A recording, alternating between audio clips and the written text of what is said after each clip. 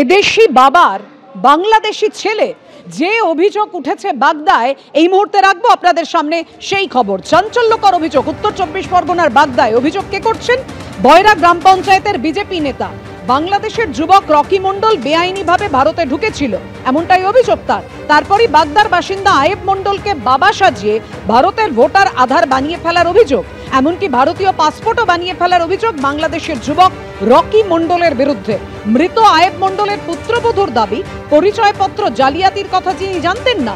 BJP নেতা অভিযোগ করছেন, টাকার বিনিময়ে তৃণমূল নেতারাই বাংলাদেশিদের ভোটার আধার কার্ড পাইয়ে দিচ্ছে। অভিযোগ উড়িয়ে দিয়েছে স্থানীয় তৃণমূল নেতৃত্ব। নির্বাচন কমিশনের দ্বারস্থ হয়েছে বিজেপি।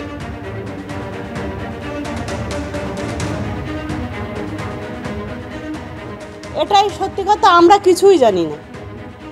এখন এই প্রথম দিনে এই দাদারা এসেছিল, এসে বললো যে এই বৃত্তান্ত এইটুকু নাই, আমরা জানি।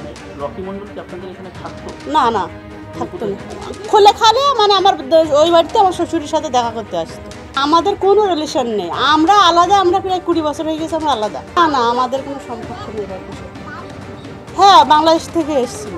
কে কোথায় কোথায় ভোট করেছে, কাকে বাবা সাজিয়ে করেছে, সেটা তো তৃণমূল নেতাদের দেখার কথা নয়। তৃণমূলের ভোট মানুষ মমতা বন্দ্যোপাধ্যায়ের উন্নয়নে, মানুষ মমতা বন্দ্যোপাধ্যায়কে ভোট দেয়।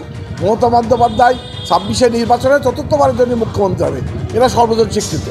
অতএব তৃণমূলের ওই কাউকে বাবা সাজিয়ে ভোট করতে হয়, এটা তৃণমূলের দরকার হয় না। যদি অভিযোগ সত্যি হয়ে থাকে, সেটা তার বেআইনিভাবে যদি সে ভোট করে, তার ভোট বাতিল হবে।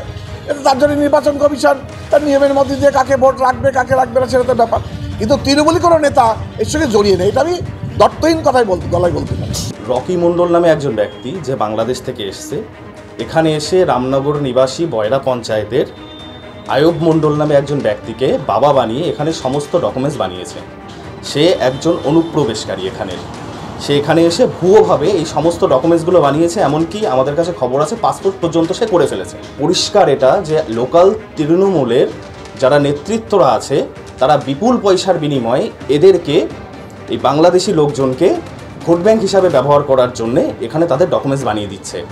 এরকম শুধু যে এই গ্রামে তা নয়, প্রত্যেকটা গ্রামে এরকম খুঁজলে পরে শয়ে শয়ে এরকম রকি, এরকম আয় পাওয়া যাবে।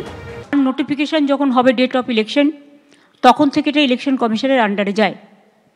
তার আগে স্টেট গভর্নমেন্ট, আবার ইলেকশনের পরেও স্টেট গভর্নমেন্ট। সুতরাং এটা মনে রাখবেন, আপনারা চাকরি করেন স্টেট গভর্নমেন্টের, কোনো মানুষকে অযথা হ্যারাস করবেন না। বিহারে যে এসআইআর হয়েছে, 403 জনের নামে এফআইআর হয়েছে। বিএলও 53 জন বিএলও অ্যারেস্ট আছে বিহারের বিভিন্ন জেলে। আর এর মধ্যে পড়ে বিএলওরা হতভম্ব। তারা বলছেন, আমরা তো সারাশি চাপে রয়েছে। কেন এই কথা বলা হচ্ছে? কেননা নির্বাচন কমিশন বলছেন যে নির্বাচন কমিশন থেকে বলা হচ্ছে বিএলওদের প্রয়োজনীয় নিরাপত্তা দেওয়া হবে, তবে বিএলওরা আইন না মেনে কোনো কাজ করলে তাদের বিরুদ্ধে প্রয়োজনীয় ব্যবস্থাও নেওয়া হতে পারে।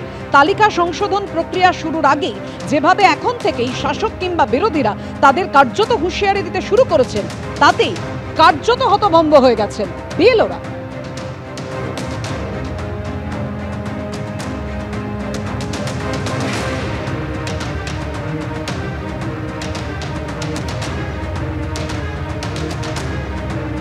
পলিটিক্যাল পার্টিরা যেভাবে হুমকি দিতে আরম্ভ করেছে, বিবদমান গোষ্ঠীর মাঝখানে আমরা দাঁড়িয়ে আছি। লোক আগে দেখবে যে বুথ লেভেল অফিসার কে আছে এবং তাকে আগে ধরবে। সেক্ষেত্রে তার নিরাপত্তার বিষয়টা আপনারা কি মনে করছেন?